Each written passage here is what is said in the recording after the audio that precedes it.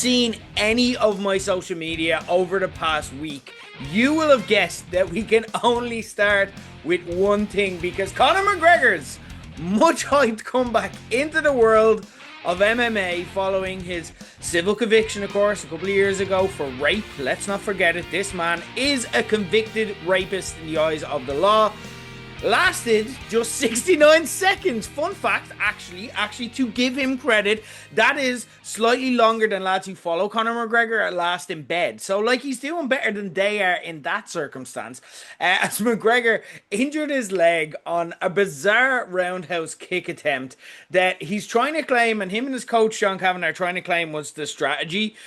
It was a bad strategy, even if it was strategy, because no one expected it, because breaking your leg on a stupid kick that's not going to land in the opening exchange of the fight is generally considered a stupid move. And that was the end of his UFC 29 main event against Max Holloway. He fell down a couple of times, and then Max Holloway just actually felt bad hitting him because he was so clearly fucked. And his MMA career may be fucked along with that. So, wonderful news for all of Ireland to celebrate as we get kicked off here on Low Blows. Amazing. Totally worth staying up late. And I'm not being sarcastic there. It was fantastic. I was staying with the missus, and I worried that I would wake her up. She didn't get up for the fight. I was worried I would wake her up. I was laughing so hard at that. It was fantastic. But Gerry, as we get kicked off here on another edition of Low Blows, as we head hurtle towards SummerSlam, more like. We're going to have details about that as we come. Gerry, what is the most embarrassing case of instant karma that you can remember in wrestling? Okay, I think this is a tough question, because you probably have a whole fucking plethora of answers for this question. But for me, I'm like, I don't fucking know. But I think God, I don't even know what year it was, but Tough Enough, when it kind of first came out. Yeah, Tough came out. There was one of the lads, again, his name escapes me. Is it? I think Daniel something, whatever his fucking Daniel name Pewter. Is. That's the one. He went Royal Rumble. Remember him going into the Royal Rumble? Mm-hmm. And him just being this cocky little fucker, and goes in, and they absolutely knocked the bollocks out of him and eliminated him. And I was like, that's what it is. You don't go in there cocky. Don't go in cocky, and you go in cocky. Basically, he went in and Conor McGregor there, and then fucking got the shit kicked out of him by, what was it, Eddie Guerrero, Chris and Hardcore Holly. They knocked the bollocks out of him, threw him over the top rope, and that was it. Don't think he was even seen again after that. So there you go. Oh, Gerry, I feel you might be on the wrong team here. You may be misremembering this event. So, first off, a man got... Hold on, was he not a dickhead backstage? No, the reason he had... Now, I thought when you were saying Daniel Pewter, you were going to say that he was the person that gave karma to someone in wrestling. So the story behind that is actually... I completely misremember. Yeah, and I feel you should have heard yourself when you're like, yeah, when these grown men in pre-orchestrated sport took advantage of this kid who was a newbie in wrestling and beat the shit out of him on television. I was like, I don't know, Gerry. The reason that he got the shit kicked out of him was because he had... Do you remember he did a challenge against Kurt Angle before? Yeah. Yeah. When, like, Kurt Angle was like, shoot, wrestle me, bro. And Daniel Pewter could actually wrestle and did what he was told and actually did quite well against Kurt Angle before they had to stop it. So, like, he did the things he was told and he got the shit kicked out of him for it. Like, to me, this isn't a guy getting karma. This is just wrestling.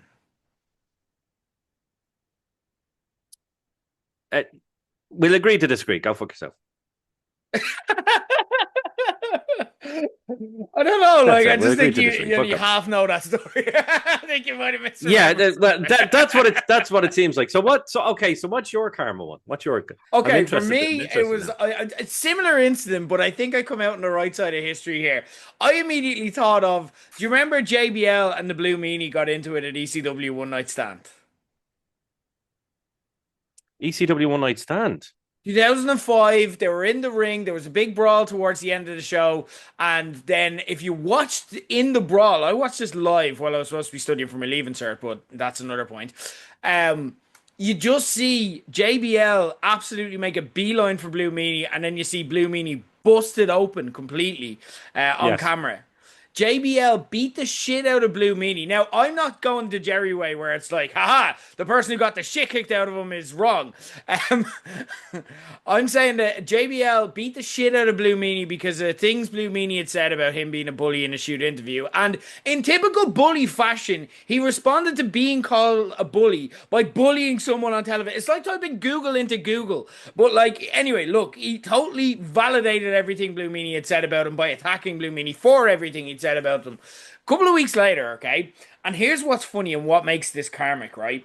He was booked against Stevie Richards because this was such an obvious incident, it became an instant story that everyone obviously saw and knew about, that they had to make it a storyline. So he was booked against Stevie Richards, who's obviously Blue Meanie's partner in the BWO.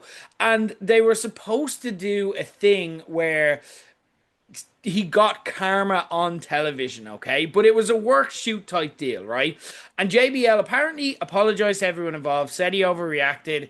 And Stevie Richards tells a great story. I only listened to it researching for this, which you probably should have done about Daniel Pewter. But however.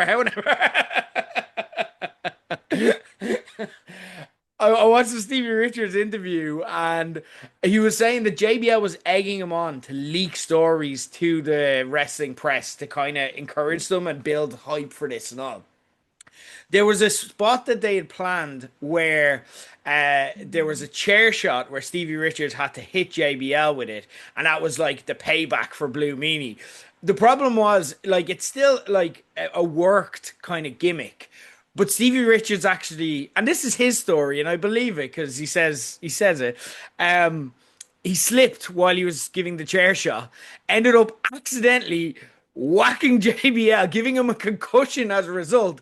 And if that's not karma, I don't know what fucking karma is. Didn't Joey Styles knock the bollocks out of JBL as well? Yeah, that's another one. Yeah. Yeah. No, yeah, I did. Yeah, There's a lot of that's a much better story than mine. 5 minutes of research, Jerry. 5 minutes. We'll get him research. You know what? I'm a busy man. Fuck off. Jerry, are you excited for SummerSlam? We're literally under 3 weeks away from SummerSlam now. I am. It's. I tell you, it's shaping up to be a strange one. I think. Now there's going to be some cracking matches. I think, but it's shaping up to be a weird one. No. I don't mean weird in a bad way. I'm like, it's things are kind of working in such a way that we didn't expect. I think you look even like the women's division matches with like Rhea Ripley. Don't know if she's even going to be there or not. Is she going to have a match on the night? How is it going to go? To me, like, and then obviously we've a lot to talk about. I think Jesus Christ, we have a lot to talk about today. But I don't think things are kind of working out the way we would have thought 6 months ago. I think that the card on this one is different to the way it was kind of shaping to be after Mania. But I'm looking forward to it. I think it's going to be an absolute cracking night. I think there's going to be a few surprises on the night. I definitely think there's going to be a few things that we don't expect to happen. And I actually saw something the other day going, there's always been, for the past few years, there's been a big return at SummerSlam. And I'm like, Jesus, who could you potentially have as a big return for SummerSlam? And I can't pick it. I haven't a clue. I'm like, who could potentially make a big return at SummerSlam? I'm like, I genuinely don't know. So that's the thing. That excites me because I'm like, if I don't know, which means I'm not going to guess. I'm like, I genuinely haven't a clue that if it does happen, I'm like, great. Oh, fucking hell, that's steady. Or if it doesn't happen, I was like, well, I hadn't a clue anyway, so that's fine. So it's not like a thing. It was like, I hope this person comes back, or I hope that person comes back. I haven't a clue, so therefore, if it happens, great. If it doesn't, great. Whatever. It's an interesting one because ticket sales are apparently low. lower than WWE would like. And they're doing this thing of 2 nights of SummerSlam, and I don't love it. Like, we do 2 nights in low blows because, again, like, we want to be there for the big moments. And if we hadn't done 2 nights last year, we'd have missed Seth Rollins cashing in. And it's great. Like, we love it when we do it. But from a pure fan standpoint, I don't know if two kind of like, and look, the card isn't bad. It's just not. There's just only 4 matches announced, and we're 3 weeks out. We know the main matches, and they're all good. Oba Brock, Hell in a Cell, we now know. And I was listening back to the podcast, of course, after Raw had aired, and I was like, Jerry, we need to stop talking about this because everyone's going to know what the match is by the time they listen to it. And sure enough, that night, everyone knew the matches in the first segment of Raw. Reigns against Rollins, I don't think we were expecting that, but that's a really, really well built up match from WWE as well. We now know it's going to be Punk against Cody, which we'd previously speculated would be a WrestleMania match, and you've got Io Sky against Liv Morgan as well. All good matches. There's just not a lot of it to kind of fill out two nights, and we just don't know where WWE is going, and we don't get the sense. This has kind of been the case. We spoke about Messi Mania season earlier in the year, and we kind of just don't know what's going on now at the moment as well. And you get the sense that WWE Unreal, which is coming out in a couple of weeks, is maybe telling into like the chaos that's going on backstage in WWE. But I agree in that there's potential there. There's like the matches they have are good and should be good, but they just don't seem to have woken up to the fact that SummerSlam is so close themselves. So I think that's kind of it as well. We're awake to SummerSlam anyway, though, and we've got a full weekend of activities planned in Woolshed for SummerSlam weekend. It is the August bank holiday weekend.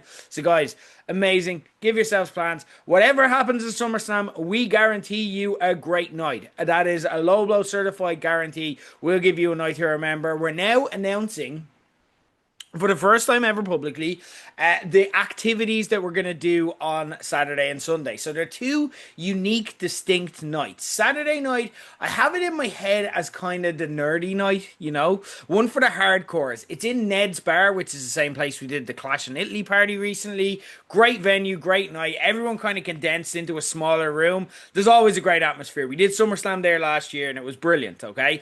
But it's one for the hardcores, the people that are probably more than likely, a lot of the people there are probably more than likely to do the 2 nights.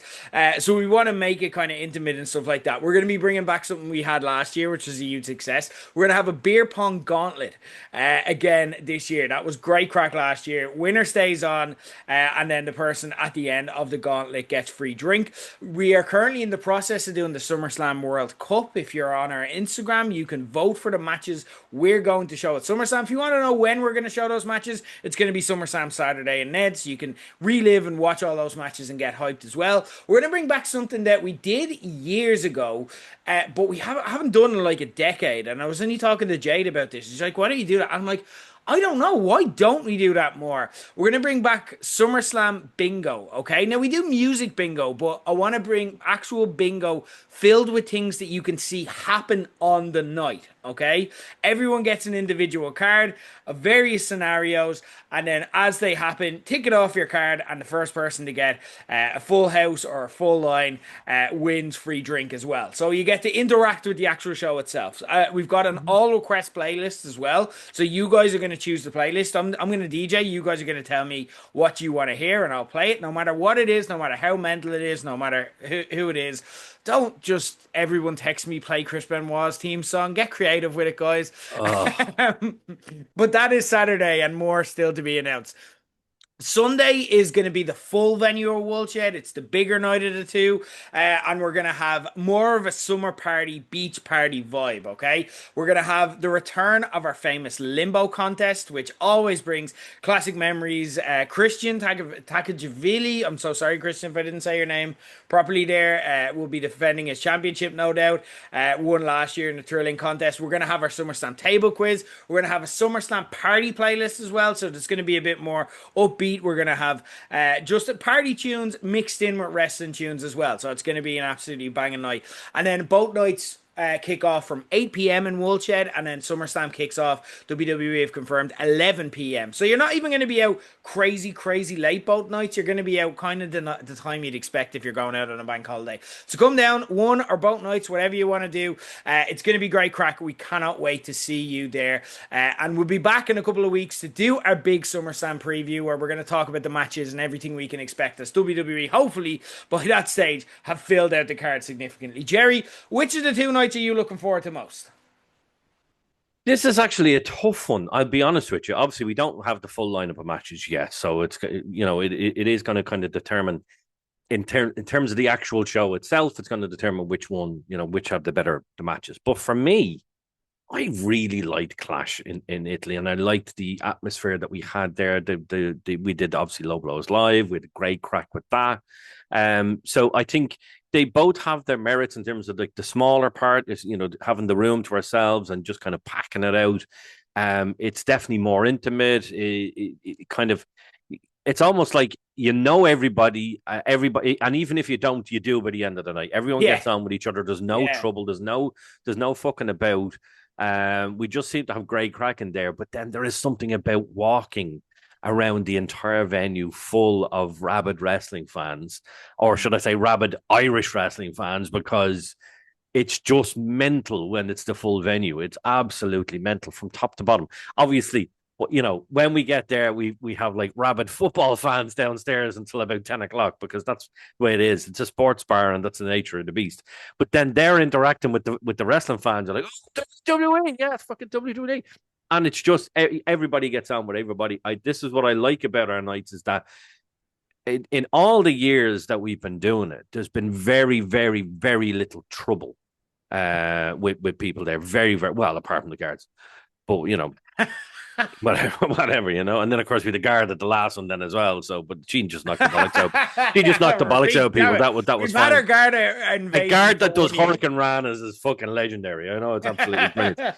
But to me, it is different. Both nights are very unique, I think, because you've got the intimacy of the first night, and then you've got the absolute mentalness of the second night. And I'm on the door for both, but it's very different, because you're on the door of Ned's or you're on the front door. So you have the crack with people coming into the bar, whether it's for wrestling, whether it's for football. And then you have to crack with the people coming in that, walking by, just having the crack. That's actually how I got to meet Ian Molloy, who was at Low Blows Live, because he was simply walking past the pub and I was on the door. So both nights are very, very unique, very, very different, but also the same, because you just have the best of the best of wrestling fans, and that's what they are. They really are the best. They just make the nights that much more special. Like I remember all the way back, 74 years ago when we actually did the first show.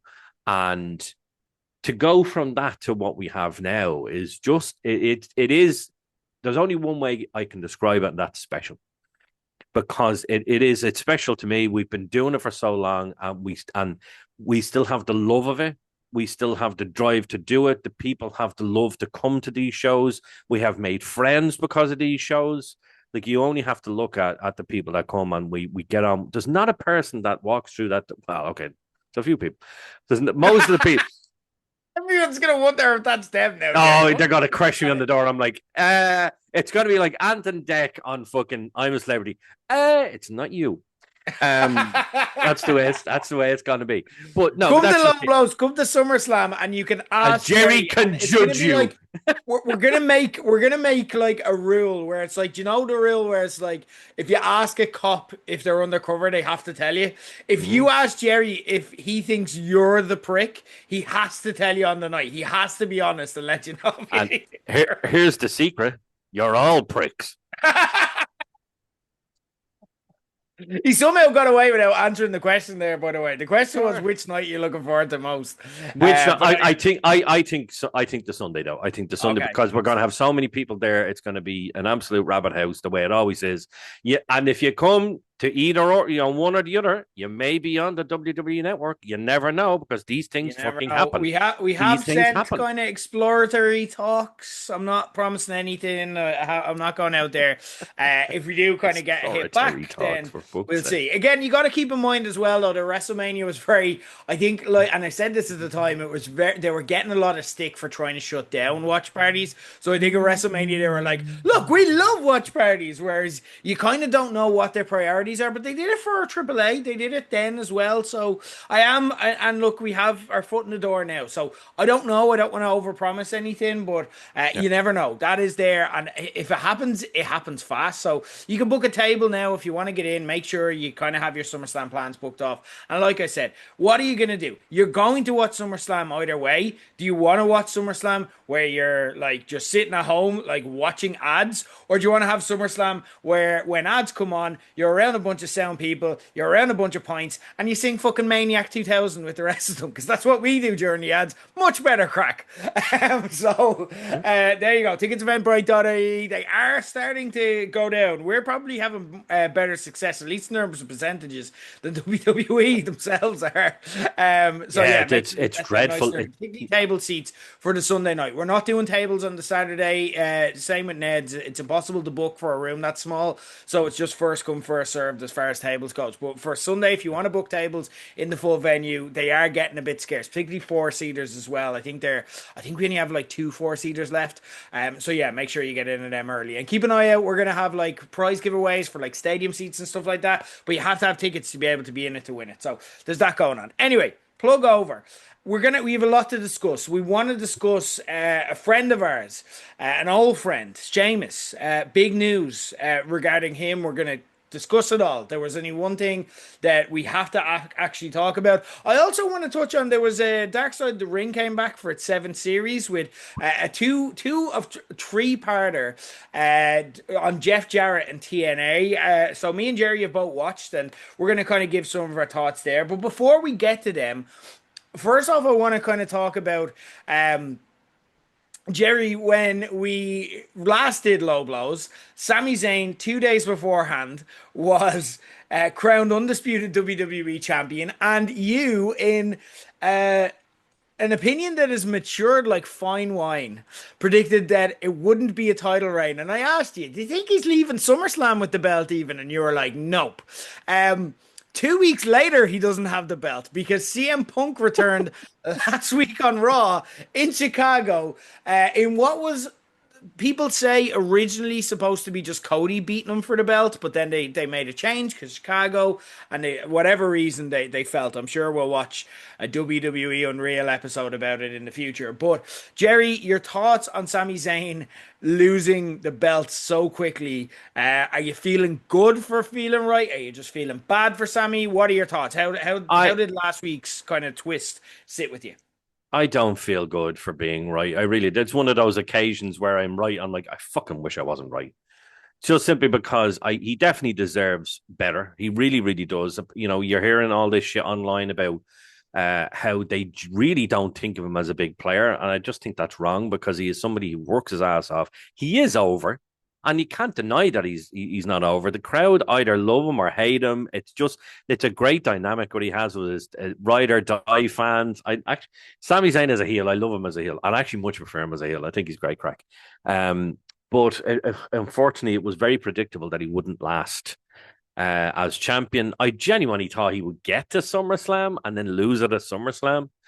But the whole thing, like a lot of the stuff coming out online about, Punk's had issues with people backstage. Now, apparently they're not major issues, but what? The one thing was, I know. Oh my God. Apparently one of those issues was he really wanted to finish out his Raw run by being in Chicago. And they were like, well, how are we going to have it that you're in Chicago and then you're in on SmackDown on Friday? Well, actually, we'll have you win the belt on Raw, and that's how it's going to work. I'm like, oh, yes, fucker. Like, now we know he's just going to win the belt. So for me, Sami Zayn, I think he was done dirty. I definitely think he deserved more. Maybe if there is a bit more of a a bit more of a kind of hype train behind him as he goes for, because I'd like to see him win it again. I really would. I don't know what it is though. I think I'd much prefer him to win the World Heavyweight title than the WWE title. And that's not because of any lineages or anything like that, just simply because I'd love to see that belt on his shoulder. You know, when you look at both belts, like I think the newer undisputed title is definitely nicer than the previous versions of them, like the blue one, the red one, the just plain black one, and then the one that Rock brought in after he beat Punk for the belt. They were all fucking horrible, but this one actually has a gold behind it, so it looks that little bit better. I'd like it to be a bit more fleshed out, but it's better than it was. But the World Heavyweight title, I think, is a fucking beautiful belt. There are two world title belts right now in the industry that are the best world title belts. In my opinion, obviously, everyone's going to have their own opinion on this, but I think the World Heavyweight title, obviously from Raw, and then the AEW belt is the two best belts out there. They just look beautiful. You know, the WWE Undisputed one, the W is too big. Okay, you've got a big one on the front of the World Heavyweight, but that's fine. You've got the big AEW one in the front of their one, but they're both really, really nice belts. I think they're absolutely beautiful belts. And look at that. I'm not even criticizing AEW or anything. We'll get to that. Jerry, at the end of the year, do you know the way, like, I was thinking about this when we brought back the podcast. Like, usually at the end of the year, we do an award show called The Blowies. And it's like I like the name of that. I know, yeah. You love a good blowy. I think I'm gonna bring in an award where it's like Jerry Tangent of the Year. Like, do you remember the time you had a big 15-minute rant about how AEW was shy when the New Day got sacked by WWE? Now Sami Zayn has lost the belt, and the rant is, isn't the World Heavyweight Championship a much nicer belt? Not even the belt he lost. Not even. I know, but I already gave you my answer. I think he was done dirty. I think he's going to get another. I hope he gets I like another. Your tans. I like your tans. Yeah, I'm a bit more hopeful than you, though. You shut the fuck up for a second. The reason people either watch this or listen to this, it's not for you, it's for me. So fuck you. I'll go on a tangent if I want to go. And don't make me go on a tangent on you because I'll fucking destroy you. All right. I think I might be a bit more positive than you are on. Remember, we were talking about Sami Zayn on that, yeah. Because I want to talk to you about this. Do you remember we were saying, oh man, it would have been so much fucking better if he'd have won it like in WrestleMania with a build up where we could look forward to it. Yeah. In Saudi Arabia next year. Obviously, that's why they did it this time, because they wanted to have the Sami wins in Saudi pop. But then they just took it off him at the first available opportunity. And then I kind of like saw the promo that he cut afterwards on social media. To see this where he's calling Punk a motherfucker and all of that, which is excellent promo. And I was kind of like, oh, I don't know. I'm interested in this because do you remember Daniel Bryan? And this is one of the matches that people voted through in the SummerSlam World Cup. Daniel Bryan beat John Cena for the championship. Yeah. Do you remember how that match ended? Oh, fuck no. Yeah, you remember Daniel Bryan? I didn't even remember the match until we did the World Cup, and I'm like, oh, that one. Oh, yeah, fuck, I remember that one. But no. That's fine. That's fine. You remember Daniel Bryan winning, though, yeah? Mm-hmm. Yeah. Do you remember, like, the ending to that match was Randy Orton cashed in Money in the Bank and beat him immediately, right? And that just lit a fire under all of us as far as Daniel Bryan went, because the yes thing was catching on to the point that he'd gotten this opportunity. The match is memorable because John Cena was just that guy at that time where you put him against the person the crowd's getting behind and it just was magic every time. RVD, CM Punk, now Daniel Bryan. It just works every single time. And he beat John Cena for the belt because John Cena was actually sneaky amazing at putting those people over. And then they took it away from us. And it led him all the way to WrestleMania, because what do fans not like? They don't like feeling like their guy has got a moment that's snatched from them immediately. And when I saw how vitriolic Sami was and WWE pushing that, although albeit in like, you know, social media and kind of guerrilla ways, but everyone's on social media. There's no such thing as an internet fan and a non-internet fan anymore. Everyone has fucking Instagram. Yep. I thought to myself, maybe the whole WrestleMania Saudi Arabia thing is still alive. And it doesn't have to be a straight line either. Maybe this is just lighting a fire under Sami Zayn. And maybe I am being hopelessly optimistic here on his behalf. But I also thought about, you know what? Like, do you remember we all said, oh, Sami Zayn should have beaten Roman Reigns for the championship? That would have been the fucking move. That would have been great. All the history, this, that, the other, in Toronto a few years ago. Mm. Roman Reigns is a belt now that'll probably carry until WrestleMania. So I'm just saying there are options there. I don't know if this is the end of the world for Sami Zayn. I think actually him having a wet fart of a title reign that just dragged on until SummerSlam, and then he wrestled Cody Rhodes or CM Punk, who came back, and then they won the belt then, and we all knew it was going to happen. I feel like that would just be the predictable thing, whereas I feel this is the move. And I don't know if I'm not turning around and saying WWE are genius for it. Sometimes they walk arse backwards into these things.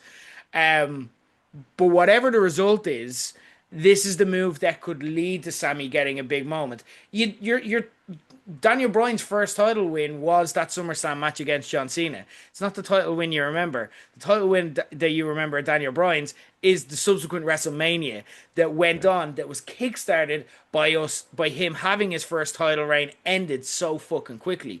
So I'm just saying there may be reason to be hopeful out of this. Right. Okay. So you're saying all of this, and it's just things are clicking. Things are clicking. And things, the gerbil is fucking finally running around after I lost him. When you talk about title belts again. Yeah.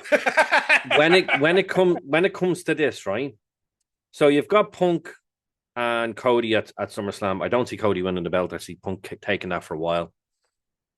What if Sami wins the Rumble? Yeah. And the reason I say that is, right, I think they're locking in, because I think the fire has been lit on Obafemi now, and I think they're locking in him and Roman Reigns. Sorry, yeah, I'd say for main event of next year. But we need it on our main event, and we need a big one. And who's bigger in Saudi Arabia than Sami fucking Zayn? Sami wins the Rumble. Sami wins the Rumble and goes on for the belt and wins at WrestleMania. And I'm like, Jesus Christ! Like, just because you said it, I'm like, I was so certain I'm so certain. Like, no, I think he's done. But now that you've said that, I'm like, oh fuck. And there's a world. I'm not saying I even see it as the most likely thing to happen. It is just one of many things that could happen, and this doesn't have to be the end of the road. If you're a dejected Sami Zayn fan who's like, for fuck's sake, yeah, great, channel that anger. Go to shows, scream from every time he comes out, fucking go on social media, bitch about WWE. That's what gets that. And I think they're kind of testing that out. I don't know if they'll do it. It really depends on whether the crowd pick up from or not. If the crowd go along and just say, well, that was always going to happen, and we just all shrug our shoulders and move along and go, well, they're going to build to whatever this is. Like, Punk Cody will probably be the first match, and then Mania will be the second match. And I'd say that's probably the more likely outcome right now, but it doesn't have to be. There's a long way to go, and fans could have an influence in that, is all I'm saying. Right, so you've a few ideas here, right? And I now you've fucking let the fire now. You have a few ideas here, right? So let's say Sami wins the Rumble. Yeah. Okay. And everyone just assumes that he's going to go after the WWE Championship, and that doesn't happen. So we're looking at okay, who Oba doesn't win the Rumble, Sami wins the Rumble, and he goes on and you think, that's it. It's going to be him and whoever the WWE champion is, so whether it's Punk or whether it's Cody. And then he just blindsides us and go, no, it's me and Roman. We have to finish this. This has to be ended. This whole stuff with me and Roman has to be ended. So that's one way it could go. Another way it could go is Oba has his title shot already. So let's say he held that until WrestleMania. So you don't need a Rumble win. You don't need an Elimination Chamber win. So let's say somebody wins the Rumble and is going to challenge whoever the WWE champion is. And Sami, he nearly wins the Rumble. He wins the Rumble but loses. And I need to be in that match. So then he wins the Elimination Chamber. So the winner of both the Elimination Chamber and the Royal Rumble are in a triple threat match with the WWE champion on the night of WrestleMania, and there's your other match. So there's a few different ideas there. Now, I can't actually make them as they're just ideas That's not a prediction by me because I have fucking no idea how it's going to go. But I think something along those lines, I think, could be absolutely epic. Either way, though, you could have potentially Sami beating either of the champions. But can you imagine if he beat Roman Reigns? Like, he doesn't have a long enough story with Punk. He doesn't have a long enough story with even Gunther or with Cody Rhodes. But with Roman Reigns, yeah. All I'm sweet saying is Jesus. it's and if you want to flip around the dynamics, like again, I think Oba works anyway. Do you know what? We'll know if this is going to happen by this time next week, right? Because Saturday night main event is on this Saturday in Madison Square Garden, and if there's any crowd that's going to act in uproar and be loud and change the narrative, it is a Madison Square Garden crowd. Yeah. If they don't come out for Sami, if they don't have that kind of Daniel Bryan moment there, it's done. It's dead in the water. That's it. But it could happen, and we'll know probably by this time next week. So interesting times, and times we don't have to necessarily wait for an answer. One person who won't be winning the Royal Rumble, though, unfortunately, is an old pal of ours, because we had some shocking, stunning news come out since we last recorded that Sheamus, first off, he was doing interviews saying, "Oh, when I come back, I'm going to pick up my Intercontinental title chase." One of the great kind of remaining strands. And then that somehow went to Sheamus will actually leave WWE at the end of his contract, and then somehow that morphed into after the story broke, Sheamus has now been moved to the alumni section of WWE.com. And then Sheamus has now said goodbye to WWE. Sheamus has left WWE, something that I don't think neither of us or anyone listening would have thought possible. Gerry, we have seen either in person or between the two of us, either in person or on TV, all of Sheamus's wrestling career. Literally since he learned how to bump. In a wrestling school, when he was Galdov, back in Irish Whip Wrestling. You were there like on day one in the Irish Whip Wrestling gym. I joined shortly afterwards, but even after you would have left, I would have stayed. I would have refereed the majority of Sheamus's matches with Drew McIntyre in Ireland, so I would have got to work directly with the two of them. And then obviously everyone else knows, like even if you didn't follow him back in those days, you know Sheamus' story because you saw it happen, because he seemed like destined for WWE. And when he got to WWE, I remember the first time I saw Sheamus, when I literally went down to the old training school, the one that got set on fire. Another story for another time. But that school, and I was just watching at the time to see if it was for me. And this guy comes out, and I turned to my mate from school who'd come along with me, but never actually ended up following through on training. And I said, "He's the Irish Hulk Hogan." And you could just see it. That's not like a really cool or unique opinion for me. It just was there. Everyone could see it. Yeah. But it was in the stars that guy's going to WWE. I could see it that day. There's just something about some people that you just know. And we knew. And when he did it, it was just, this is the obvious next conclusion. WWE was his only ever goal. He was borderline maniacal about the goal. He was borderline at times, and I think he'd say so himself in kind of, he's 48 years of age now, with the benefit of kind of aging and wisdom and perspective. He fell out with a lot of people before leaving Irish Whip Wrestling. It was an ugly ending, but it was because he was so one-track mind for getting to WWE. And in a way where time heals all wounds, I'm not bringing up old dirt or anything like that. I don't hold that against Sheamus, certainly, but even though I would have been one of those people. But it kind of tells the point that that's how obsessive the man was about it. And now that's gone. And he's not a young wrestler. He's not someone who, at his age, like has another 20 years or a long indie run. Maybe he doesn't even have a short indie run and a comeback to WWE like Cody Rhodes or Drew McIntyre in him. I just want to get your thoughts in general on the news, and we'll kind of tip into the rest and where does he go, what does he do. Like we'll talk about that separately. I just want to get your emotional reaction to the news that Sheamus isn't in WWE anymore. He's gone. He said goodbye. He's changed his social media. He's Stephen Farley for all intents and purposes to the world. A name we haven't known him as since we first shook hands with him years ago because he was Yeah. Sheamus from that point on. For me, there's very little in wrestling now that will genuinely shock me.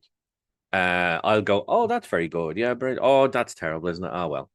Genuinely couldn't speak when I saw the news. It popped up because I have one of these apps, all the wrestling news apps, and it just pops on my phone. It's like, fuck off. It's just something you didn't expect. Nobody expected this. If you're an Irish wrestling fan, you were dead certain that number one, that Sheamus was a lifer. That by the end of his run, he'd be getting the Hall of Fame thing. He'd probably move on to maybe something backstage, maybe being a fucking producer or something, or a trainer or whatever. That's what you expected. Because you expected Sheamus to be an absolute lifer there. He's been there now for, if it's not 20 years, it's close to 20 years, maybe 18 years, something, whatever it is, doesn't fucking matter. It's a long, long, long time. He's been there for a couple of generations of wrestlers coming up in Ireland. And to see this happen genuinely shocked me, because I always assumed, because when you see his entire career, you assume that he's well in there. He seems to get on really, really well with Triple H and everybody there. I don't think anyone has ever said, I've never heard a bad word said about him in WWE. Not a one. If you have, by all means, say it, but I haven't heard a bad word been said about him.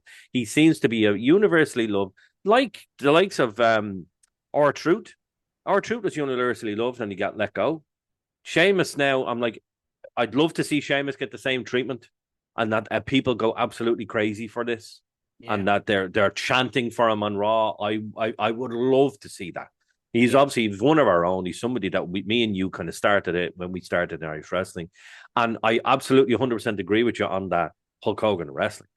If there was anyone you had seen from the first or second or even up to the 10th class of any Irish wrestling school in Ireland, nobody came close to. That's the guy. He's the guy. He was sick. What's he? 6'5", 6'6". He was built like a brick shit house.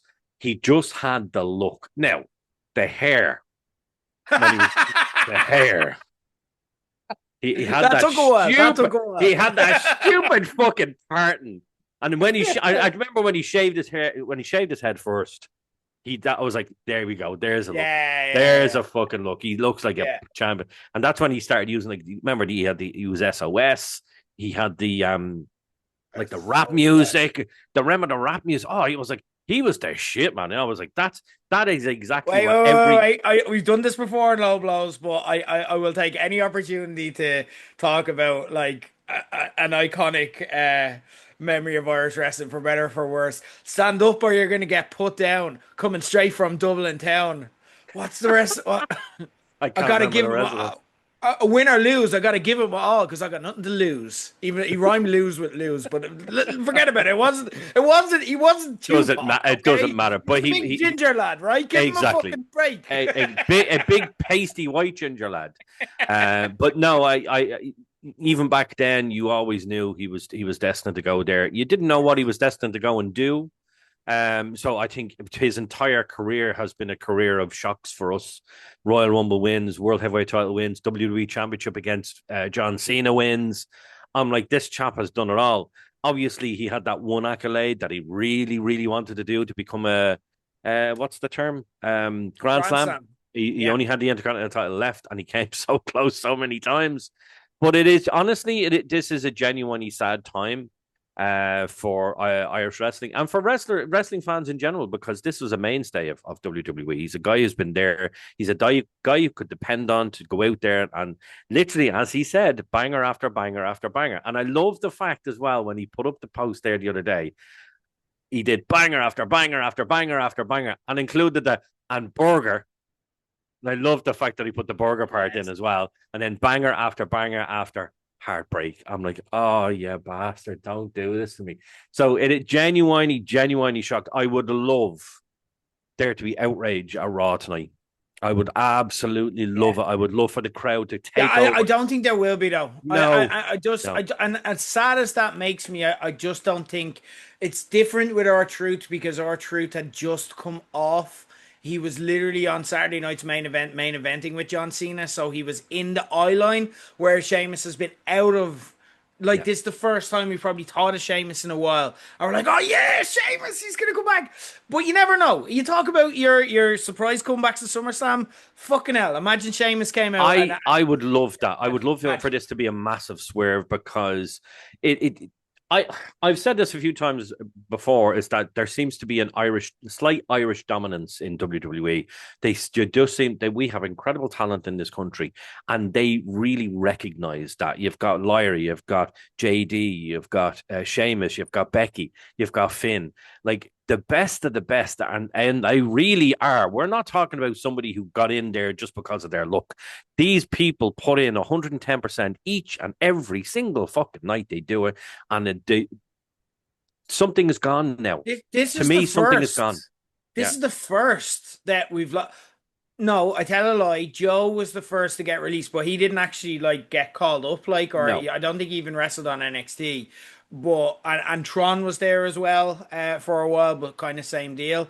But it's the first person who's gotten called up that's been let go, and it is a mainstay. It is the first person to make it, the first person to leave. Let's look at some stats from Sheamus. Like, again, I don't need to repeat this, but it just bears. Look at this fucking career. Three-time WWE champion, one-time world heavyweight champion. It's a four-time world champion, like, in total. Like, that hasn't. There's only like, well, Becky actually has beaten that, but that's literally it. But the first Irish world champion ever, three-time United States champion, five-time tag team champion, King of the Ring, Money in the Bank, Royal Rumble, four-time Slammy Award winner, Most Improved Wrestling Observer 2010. There you go, Most Improved. Someone who just also got better. Like, you spoke last week or last time we were doing this about the Undertaker. Like, when he kind of had that big wrestling phase of his career as he got older. Like, because he was never known as this amazing wrestler. He was a great worker and a great character, but never like a great wrestler. Sheamus became a wrestler. Banger after banger was something that happened organically because he was just having great matches. Like, it seemed to be like when he was in the bar with Cesaro, who he won all of his five tag team championships with, where he just took off and became just one of the best, most reliable wrestlers on the roster. And that was in his later career. Legendary WrestleMania match with Drew McIntyre against Gunther. Genuinely one of people's favorites. When we did the equivalent of the World Cup for WrestleMania, that went very, very far. Now, look, there was some Irishness in that as well, but it doesn't seem out of place when you compare it up to your TLC2s, your Austin Rocks and stuff like that. It was genuinely that fucking good. The whole significance of him and Drew getting a WrestleMania moment, which, again, in the light of this now, knowing that we may never get to see him and Drew in the ring again, like, really sad, but also makes me really thankful that they got a WrestleMania moment in that, and it was so excellent. The thing I gotta ask though is there's a lot of reaction to this, there's a lot of outcry, particularly from Ireland, but across all corners of fandom, because Sheamus was someone who outgrew just being an Irish favourite a long time ago. Do you think WWE have made a mistake here? Do you think what is your opinion of, because this was a Sheamus decision, if the rumors are to be believed, but he was offered the shitty contract and he told him to fuck themselves, which, by the way, really proud of you, Sheamus. Or Stephen, we're calling him Stephen now. Really proud of you. Fair fucks, like, WWE tried to hold him to ransom and he said, go fuck yourself, which, legend. But I think he did the right thing. I really, really do, because you don't sell yourself short. I know there are people there who have accepted the lower contract, and they should have fought for it. If everybody fought for it, they wouldn't let anybody go. They'd be like, okay, we've made a mistake here. We need to do something else. But he fought. He was like, no, I'm not going to accept this. That's not what I'm worth. I'm here so many years. I've done everything that needs to be done. I still have a lot to give, because you can clearly see he wanted to go out there. Like, even when he did stuff with John Cena before John Cena's retirement. That would have been one of the last times we've seen Sheamus in the ring, actually. But he was a guy who was always entertaining. People genuinely loved to see his matches.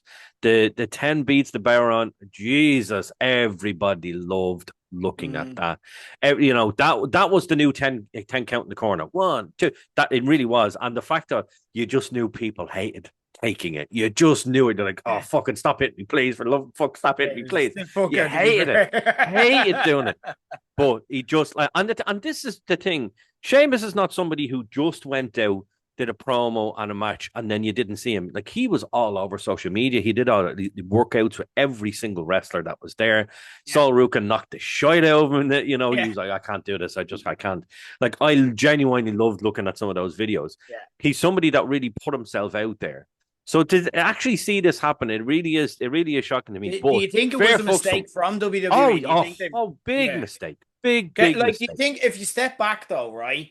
Because I did hear an argument, and I think it was Dave Meltzer actually who said this, and I kind of because his opinion matters. Fuck off. Well, no, like look, it kind of does whether you like it or not. And I go, I actually kind of see that point, but still, go fuck yourself. That's Sheamus.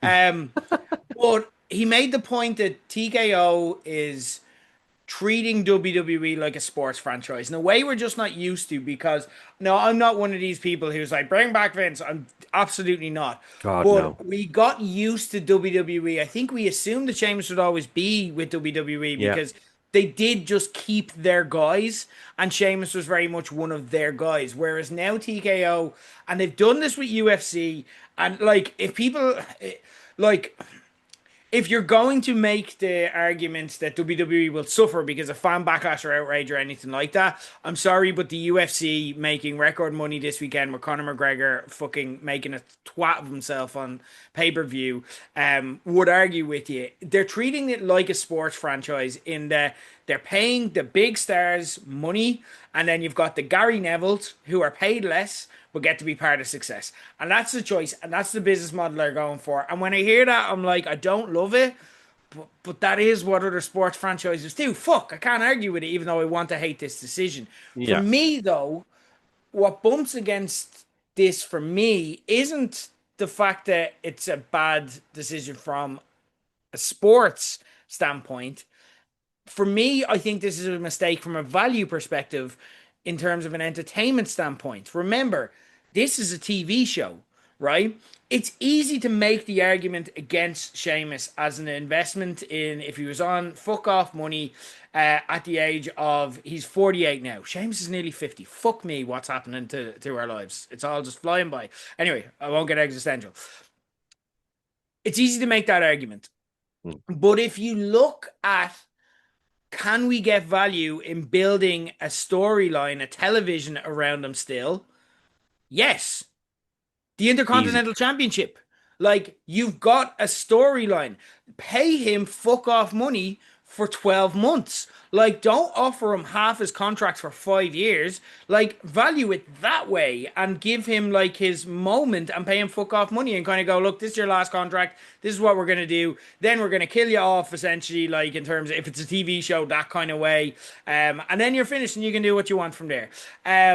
So, for me, where this differs from the likes of New Day is, I can feel sad that the New Day is gone, but I don't know where the New Day fit in terms of the product, you know? I was like, oh, I'm not missing them. I love them, and I wish there was stuff for them, but I'm not really missing them on telly, and I'm not really engaged when they're on. With Sheamus, I feel like they had money on the table there, and they left it. And it was a smarter way to do this, whether it was just changing the way of doing contracts, whether it was just looking at it as a TV property. That's where I see a mistake is made. But they made it, and this is their decision, and ultimately it was Sheamus' decision, and we do have to remember that too. Yeah. But with that in mind, he would have made that decision informed by, hopefully, plans or ambitions of some sort. So we knew Sheamus back in the day. I did my first ever radio interview with him. He did it. It was his first radio interview as well. We knew him quite well back in the day, but we don't know him now. Like, he's far, like, we couldn't buy a fucking DM off him at this stage, you know what I mean? He's just gotten too big, too famous, you know? So we don't have any insight into what his plans are. So we have to kind of guess like everyone else. What do you think Sheamus's plans might be, and what do you think is realistic as well? And then, I suppose, where would you like to see him too? This is a really tough, I think this is a really tough question. And I actually want to allude to what you just said there. How he was your first radio interview? Is that what you said? Yeah. Yeah, Yeah. yeah. So basically, I want to just give me 1 second here, okay? This is going to sound bad initially, but just hear me out. Sheamus is the reason I didn't become a wrestler. And let me explain. Okay. It's not because like he ended my hopeful career and things like that. Was one day we were in the second gym that we that condemned building. We were upstairs, the Yeah. fucking thing, The right? fucking mechanics office. Mechanics, yeah, Yeah, absolutely horrible, absolutely horrible. yeah. But you have to remember, I look a lot different now than they did back then. Back then, I was about 10, 11 stone. So I was really fucking light. Okay, it was tall and it was thin. So basically, lads like to be able to go, right, I can pick Jer up for a suplex, whatever. So Sheamus was like, Jer, can I practice something with you? I was like, yeah, sure. I just come back from injuring my knee, came in, and Sheamus says, I want to practice stall and suplex. And you're perfect for that. I was like, yeah, no problem. He picks me up. I'm upside down, and I'm like, just something clicked in my head. I was like, I can't do this. I can't do it. And I asked, I know, please put me down, put me down. Is he all right? He's like, no, I'm grand. I got out of the ring. I sat down, drink of water. My head was fucking all over the place. He came and asked me, are you okay? I was like, I can't do this. I thought I could, but I can't. So that was the moment I knew I could never be a wrestler. Because I couldn't get it into my head. I couldn't do flip bumps properly. Like no normal bump and grand, but I couldn't do a flip bump. And then doing that, it freaked me out. But he was amazing on the day. He was like, listen, sit down. You don't have to do it again. I was like, no, it's not to you. It wasn't your fault. I said, you just kind of helped me there. You helped me make that decision. I can't do this. So I have great respect for that. And like I said, I thought this guy is a lifer. This is a WWE lifer. He is a first ballot Hall of Famer. He's somebody that he's going to be with WWE. I'm really sorry for the halo. That's just God coming to me. That's Sheamus shining his light on you. Yeah, shining his Hulk Hogan light on me. Where he goes from here, though, I guarantee he has some sort of a plan. You don't make a knee-jerk reaction. And I don't think it was a knee-jerk reaction. I'd say this is something that was been negotiated over several weeks. He's talked with his wife, and you're like, I'm going to do this instead. If they want me to take less money, fuck off. I know my worth. Will we see him go on this massive, epic indie run? No. I don't see. I don't see a massive. I would love to actually see him personally. I would love to see him wrestle in front of me again, some sort of big show in Dublin. I'd imagine there's already plans in the works for some sort of return to Ireland. More than likely, let's be honest, OTT will be the ones to do it because they are the biggest ticket in town when it comes to indie wrestling here. So I imagine that's where he's going to go as a match. Not as a big, massive run or anything like that. Yeah, they're not going to get, if he's not going to accept WWE money, I'm not being bad, but OTT, they haven't done a stadium show in years, so, I don't know if they're going to... But I don't know if they can afford it, but I do, would I see a match for one stadium? Yeah, I'd absolutely see that. A match for one stadium or, a handful of matches maybe in the UK or a couple of US states or whatever. But I say to myself, I look at him and go, no, this is a guy who he knows he's near the end of his career now. He can't go the way he used to go 15, 20 years ago. But I guarantee he has a plan because let's be honest, let's look at what he was doing. Okay. Yes, he was wrestling. He was doing good promos. He was having banger after banger matches. He could still have banger and banger matches now, but he was doing was it Warrior TV or so? What was it? So, that kind of, you're feeding into my points because I think, I don't know if we see Sheamus wrestling again. Yeah. A lot of people is sad, are saying... Which is very sad. I don't know. And maybe, could I see maybe one more match in Dublin, and that kind of thing? Yeah, maybe. But I don't know if... Again, I don't know if Sheamus has, and even in that kind of... Dave Meltzer, I think, again, I could be totally misremembering, but even in that discussion, Dave Meltzer was like, oh yeah, he had a huge indie run and blah, blah, blah before WWE. And I was like, no, you're wrong. I'm sorry, but he did wrestle in the indies because everyone has to wrestle somewhere before, getting signed to WWE, but his entire identity is WWE. So I would love New Japan to bring him in and see him do banger after banger in a G1. I'd fucking love that. But and like in a way that they've done with so many other like people in the past. They haven't done it in a long time, but I'd love it. I don't see it happening. I don't think Sheamus would have the interest in that. He's married only a few years now, so like commuting back and forth to Japan, could they afford him? They tend not to pay guys the money that he'd probably demand. Probably not. No. AEW just seems like a weird fit, although it would be fucking class if they managed to somehow, because again, this is a contract expiring, so you're not talking stuff like non-compete clauses. Would I love to see him come out in Wembley next month? Fuck yeah. Holy shit, that'd be fucking amazing. But it's a weird fit. I don't know if AEW want it. I don't know if Sheamus wants it. I don't know. I see that as weird. TNA he could go to, but it'd kind of feel like a bit of a downgrade for him. He'd feel too big for TNA. AAA, JBL was talking about, come down and wrestle it. And again, same thing as TNA. But the thing is, AAA is still WWE. TNA is almost WWE as it is. Yeah, like I don't see it. But that's where it could be landing points. That's where it fits a little better. But I still don't see it. I think he's got a great thing with Celtic Warrior workouts. I personally have, and again, like Sheamus was maniacal and psychotic about two things in his life. One was WWE, and the other was the gym. And it was if you knew Sheamus back in the day, it was 50-50. Like he loved both of them equally and passionately. He's done the WWE thing. He's lived his dream.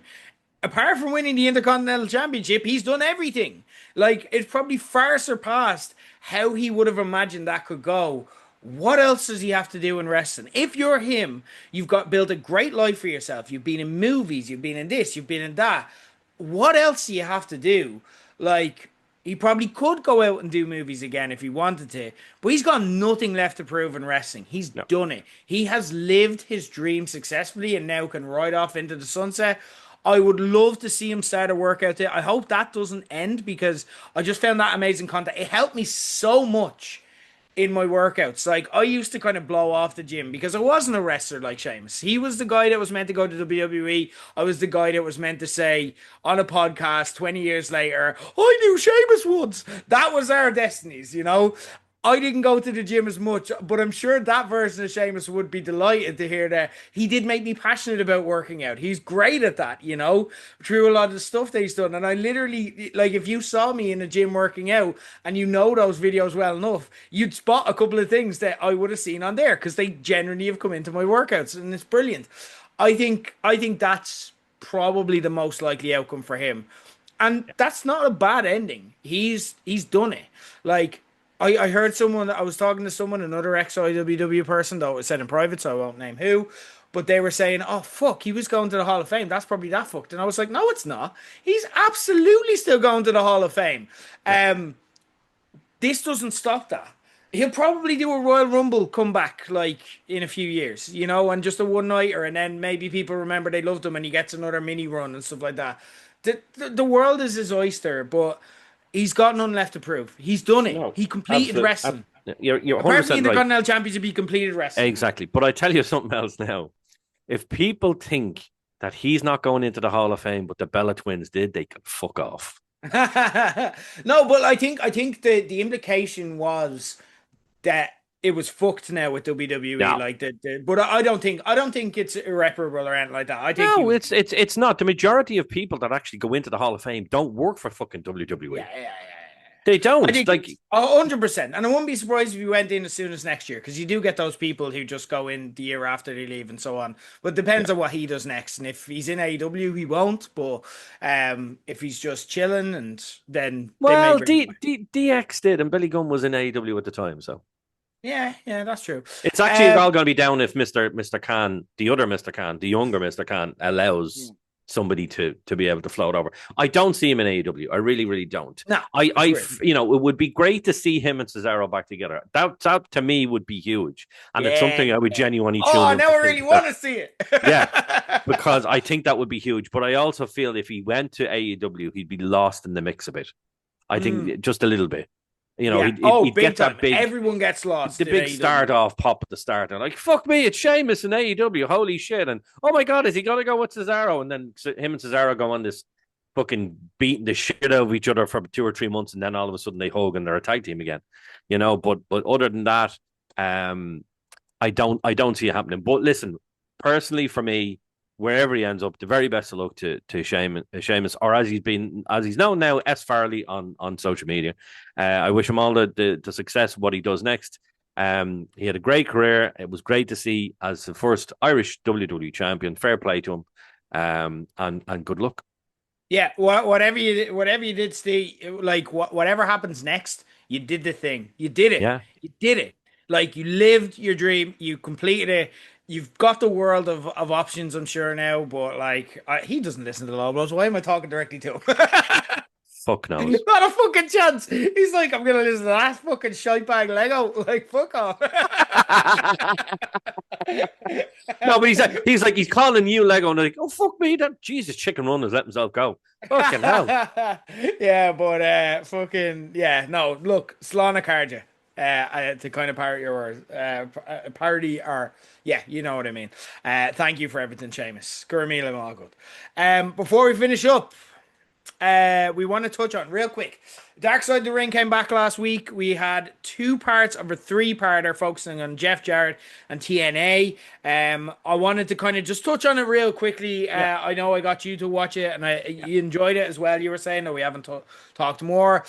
Give me some of your thoughts. What did you think of the 2 episodes? And kind of look, it's not just Jeff Jarrett's career. It is specific to his time running TNA and kind of history of the company and stuff that we haven't really seen that story told yet. What were your thoughts? I have to say now, I haven't actually watched that many of Dark Side of the Ring stuff, to be honest with you, because I know some of it can actually be quite dark. And like, no, I don't want to watch that. But watching you sent it to me, I was like, fuck, I'm going to sit down and watch this. To me, this was really fucking good. Like, I haven't watched the 3rd episode yet. I am going to watch it. These first 2 episodes are absolutely exceptional. Couple of things I did not know. Okay, I knew because he's very vocal about the fact that he's the founder of TNA, right? I get that, but I genuinely didn't know that it was just him and his dad setting this whole thing up. I thought it was maybe he was like a part owner for a little amount of time and then he got pushed out. I didn't realize he was basically the boss. Him and his dad set the whole thing up, and then when obviously financial difficulties, they got someone else in. I did not know that, so that's one thing. I also didn't know, and Vince McMahon's a fucking shitbag. But I didn't genuinely watching that. I didn't realize he sacked them on live television. Did you, that part when he's watching him over in WCW and he's like, oh well, he's gone. He's fired. I'm like, yeah, that you genuinely fired him. I'm like, that's fucking disgraceful.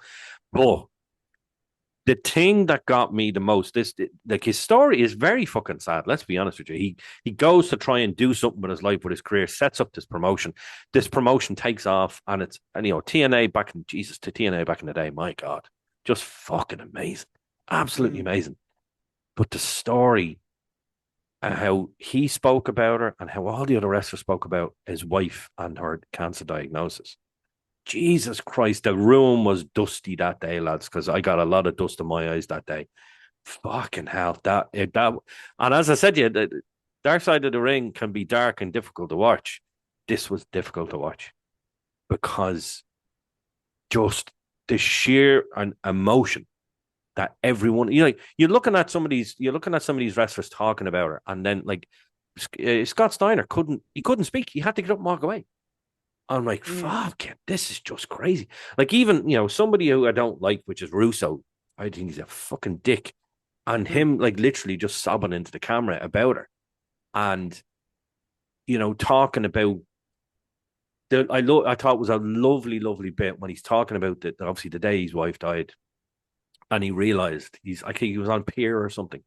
And he realized, fucking hell, it's the same date as Owenhart. Yeah. And he just said, at that point, as sad as I was, I knew I would be okay. I'm like, fuck me, that's tough. And then you're watching the rest of it, you're like, oh wow, Dixie Carter's a pox. Like, Jesus Christ, like some of the stuff that happened. Now, obviously, we're looking at it from one side, so obviously we haven't heard from that other side. But she decided that she didn't want to take part, so fuck her. If she doesn't want to take part, then fine. Yeah. But I thought.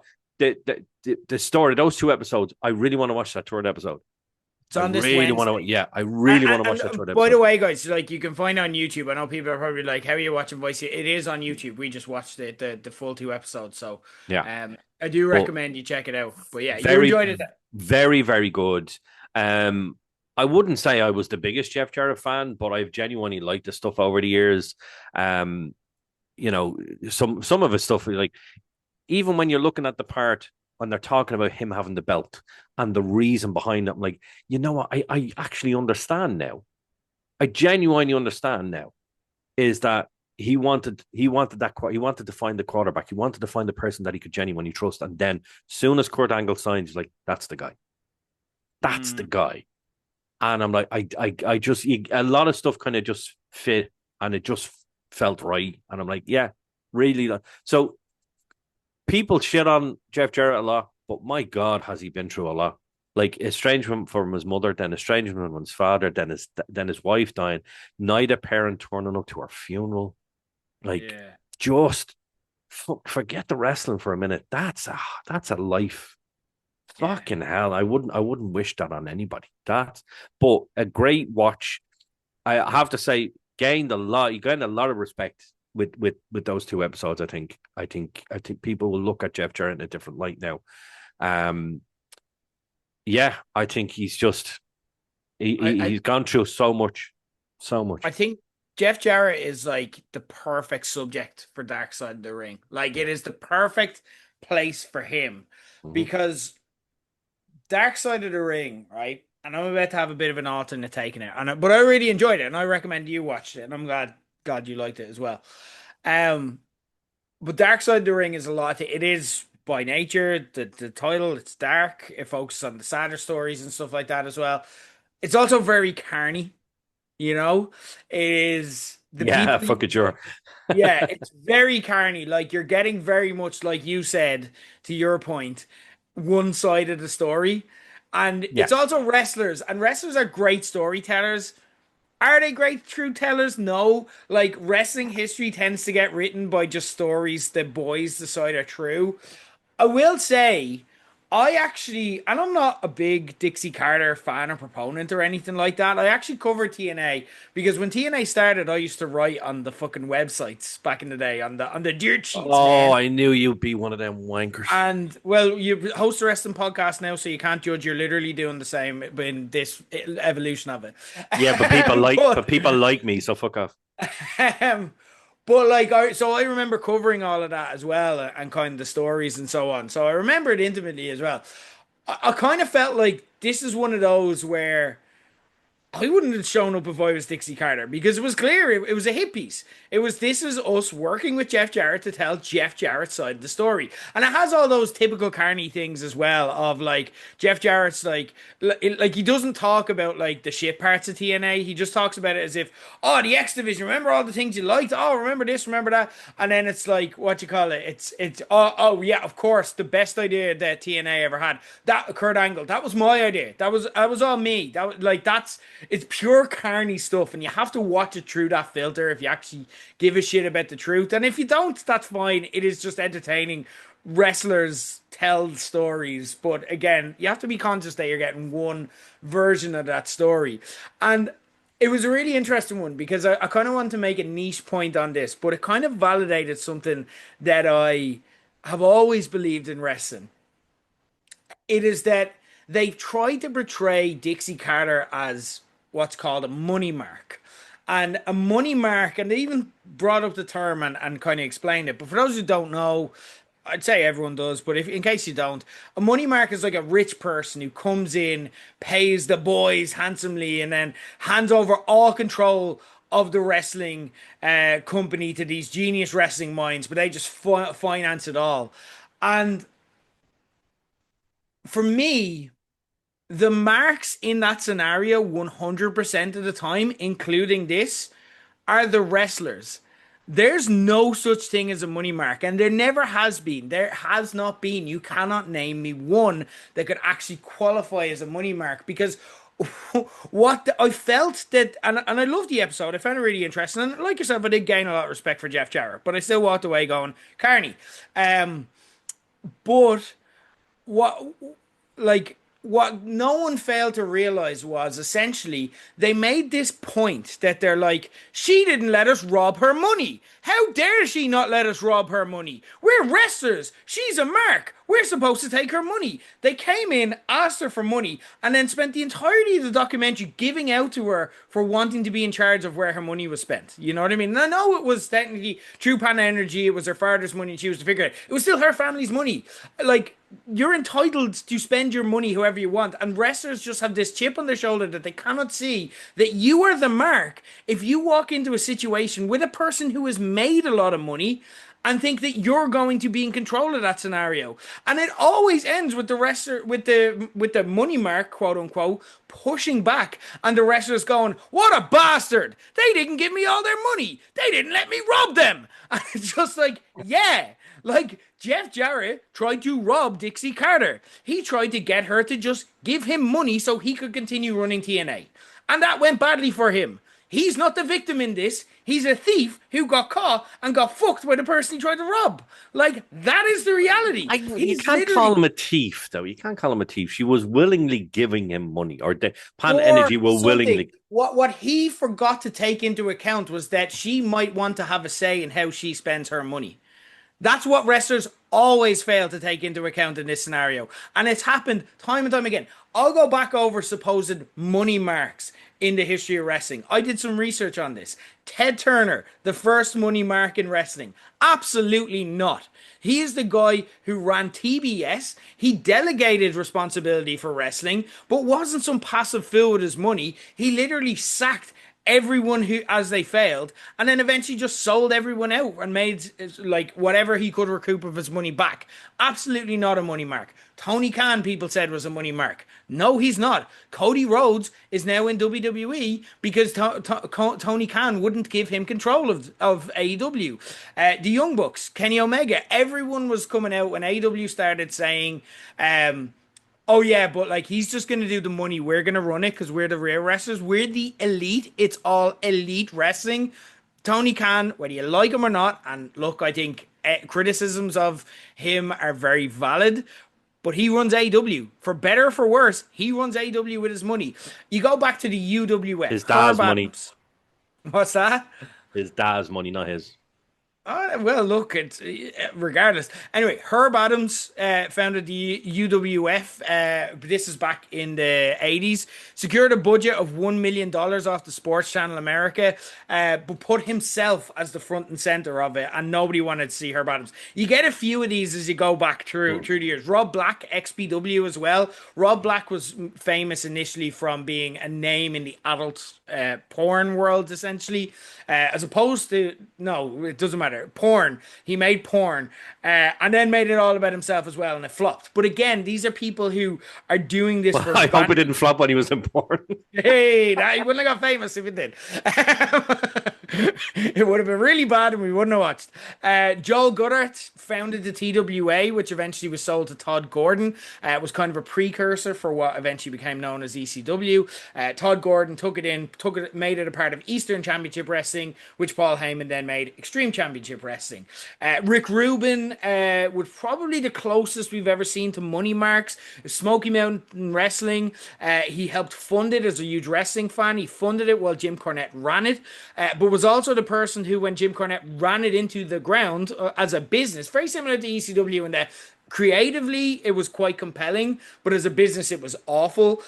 Rick Rubin's the guy who killed Smoky Mountain Wrestling. So again, people have their say. Even if you look closer to home, right? You've got Len Davis. Do you know Len Davis? Does that name ring a bell to you? No.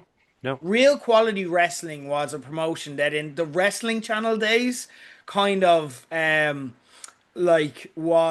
became big because there was a big budget behind it, and essentially it was founded by a guy called Phil Powers, who brought in a money mark in Len Davis, who was essentially he was big in the production world, but was just a wrestling fan.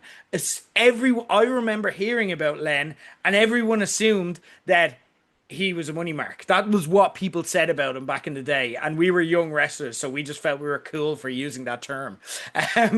So it was like, but Len wrestled Phil Powers out of control. Phil Powers ended up having to leave that promotion because Len took over. These people made their money for a good reason. Even over here, in a low blows connected sense, Courage, John O'Callaghan, DJ, star of Find Yourself, if you remember that song, one hit wonder as far as the charts goes, but a very accomplished underground DJ. Started his own wrestling promotion. And I'll tell you right now, I've never called the Courage guys money marks, but everyone seized upon them as if they're like, we get to rob these guys money and they're going to let us control it. I was one of the people who actually gave him decent advice, and I was like, don't run Dublin, don't try directly compete with OTT. They've got a much better roster. You're going to struggle, blah, blah, blah, blah. We eventually came in and tried to work with them, but I will tell you from working with him that he would not be told certain things. He would not just let you take control of it. Even if you were telling him the right thing to do, we told him, don't run over 18 shows in Dublin competing with OTT. Joe's going to come for you. That's exactly what happened, but he fucking did it anyway because it was his money. There is no such thing as a money mark in wrestling. And in part 3, which I bet will be continuing of the hit piece, I'll just say when it airs later this week, it's on, you should be able to see it over here on Wednesdays. Listen with those things in mind.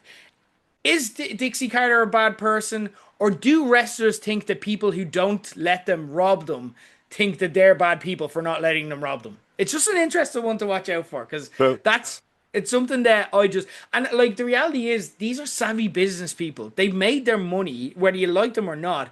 They've made that amount of money, whereas the wrestlers haven't.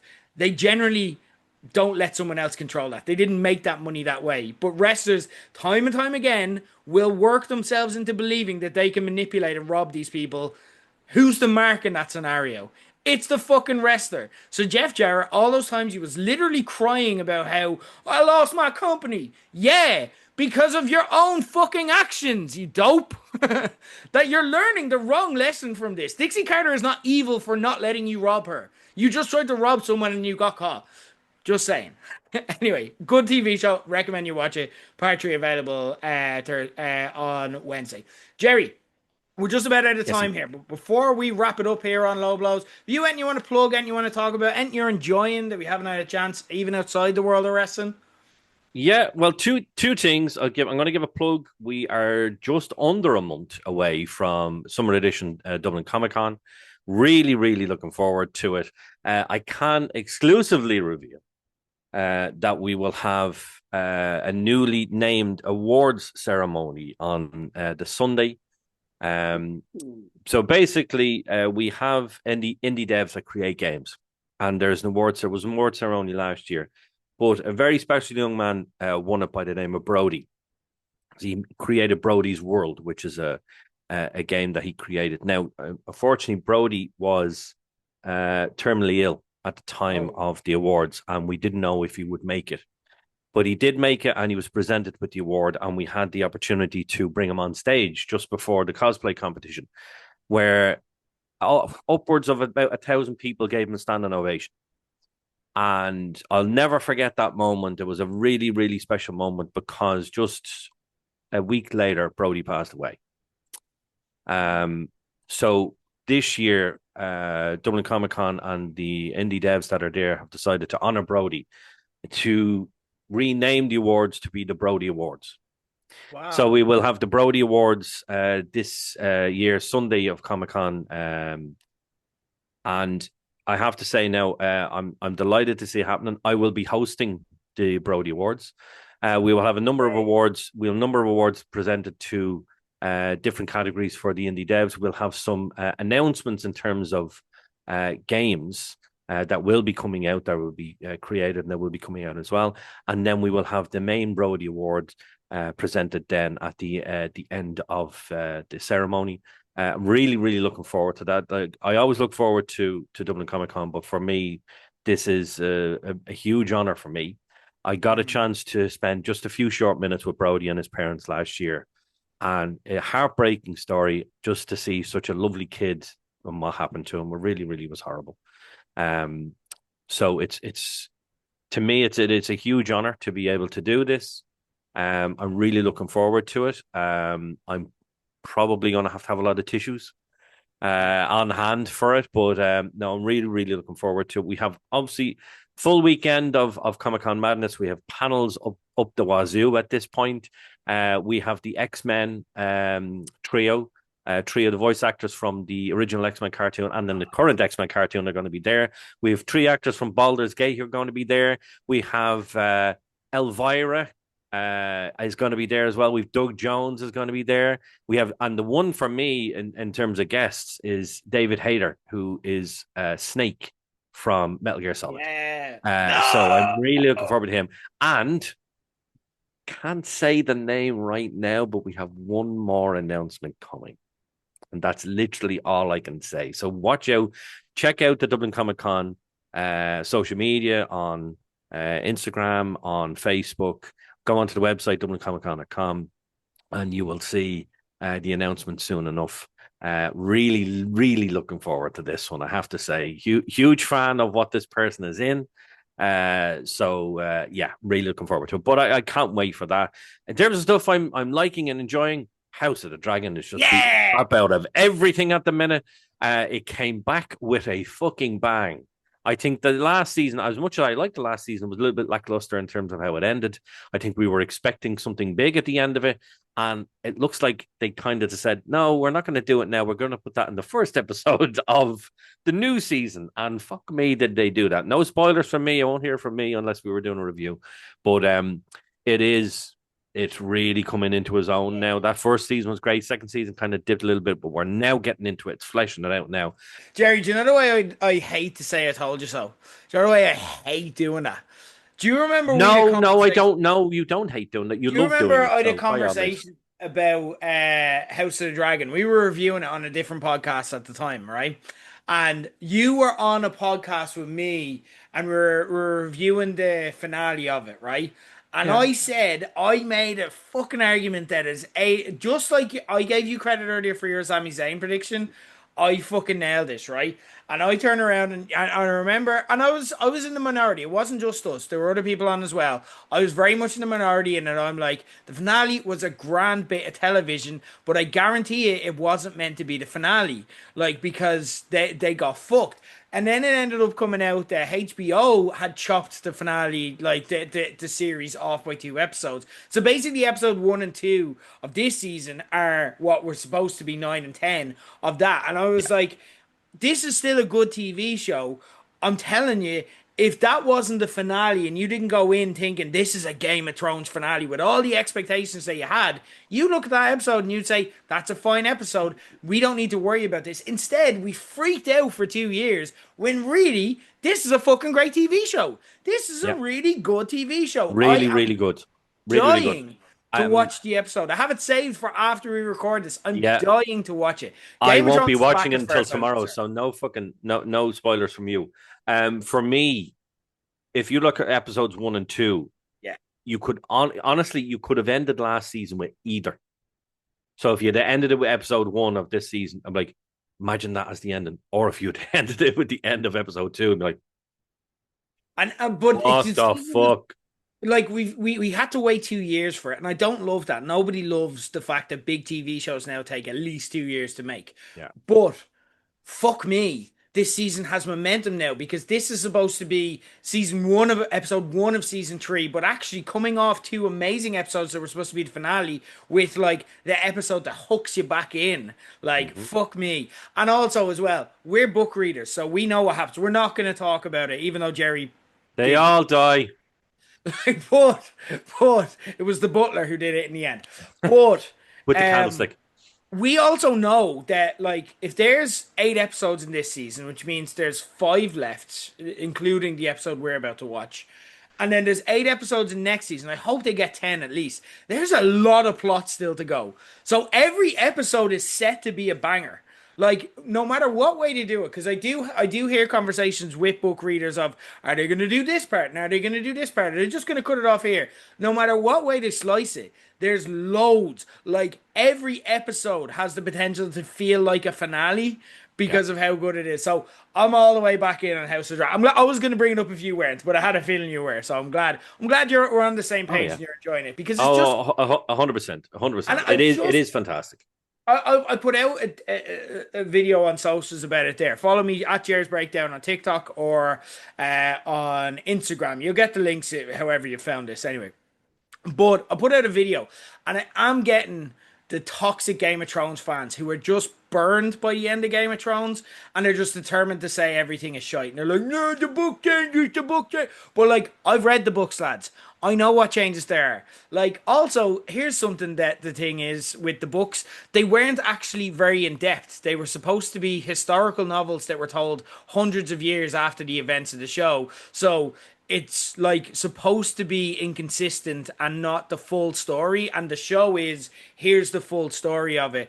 And I think it's just fans being toxic. You're supposed to like your hobbies. You have a show that's really good. If it's not for you, it's not for you. You don't have to watch it.